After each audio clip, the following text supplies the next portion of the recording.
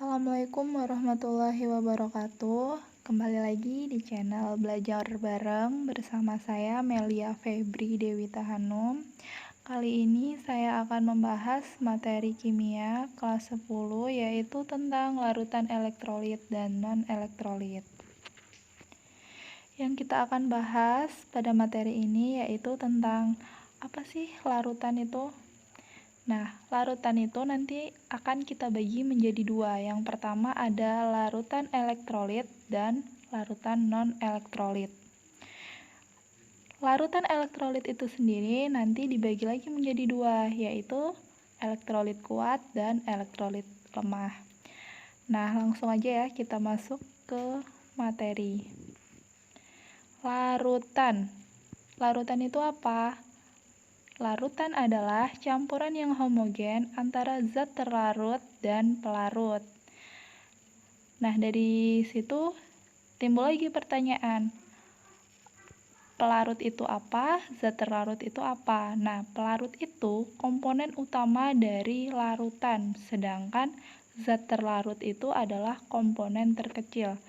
Dari situ kita dapat menyimpulkan bahwasanya zat yang jumlahnya sedikit disebut zat terlarut, sedangkan zat yang jumlahnya banyak disebut pelarut.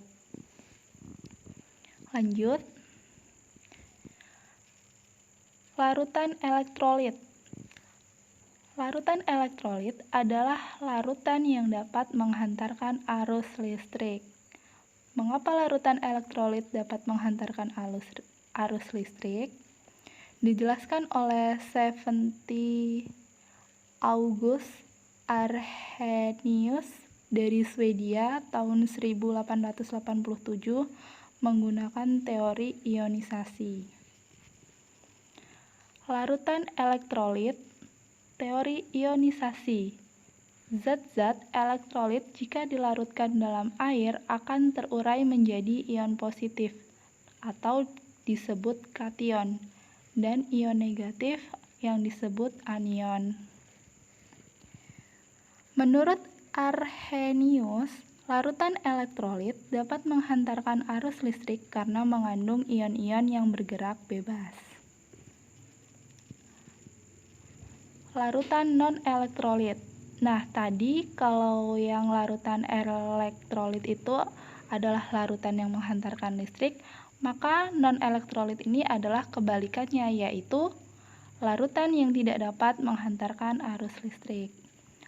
Mengapa larutan non-elektrolit dapat menghantarkan arus listrik? Maaf, salah tulis. Harusnya non-elektrolit tidak dapat menghantarkan arus listrik ya.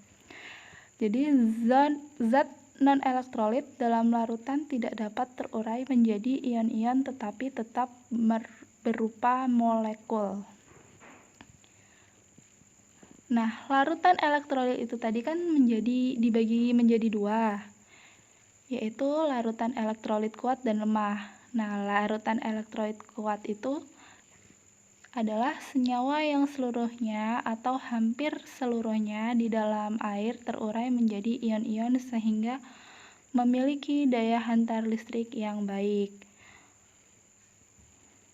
Contohnya bisa dilihat ada asam kuat HCl, HClO3, H2SO4, dan HNO3, basa-basa kuat NaOH, KOH, CaOH2, dan BaOH2, garam-garam yang mudah larut NaCl, Kl, dan Al2, SO4, 3.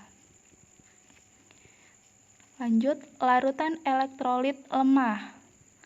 Elektrolit lemah adalah senyawa yang di dalam air hanya sebagian kecil terurai menjadi ion. Contohnya, asam-asam lemah CH3COOH, HCN, H2CO3, dan H2S, basa-basa lemah misalnya amonia, NH4OH, dan NiOH2, garam-garam yang sukar larut misalnya AgCl, CaCrO4, dan PbL2. Nah, untuk selanjutnya kalian bisa lihat itu ada 3 gambar pengujian suatu larutan, ada 3 jenis larutan ya, yaitu ada non-elektrolit, elektrolit kuat, elektrolit lemah. Untuk hasilnya kalian bisa lihat di tabel. Terima kasih, itu saja materi kita kali ini. Semoga bermanfaat. Selamat belajar di rumah. Tetap semangat. Saya akhiri. Wabillahi taufiq wal hidayah. Wassalamualaikum warahmatullahi wabarakatuh.